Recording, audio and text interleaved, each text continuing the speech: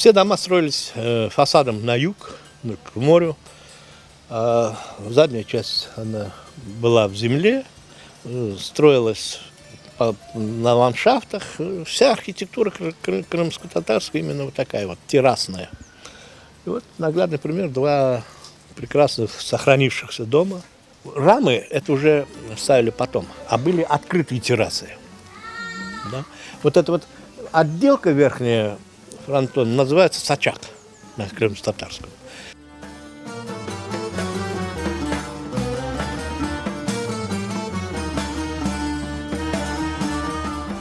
Солнце выходит на востоке, выходит здесь целый день солнце, особенно зимой это очень актуально, как бы, да, что постоянно попадает солнце. А задняя часть дома, она в земле. Вот первые этажи, они зимой теплые, летом они прохладные, потому что находятся в земле.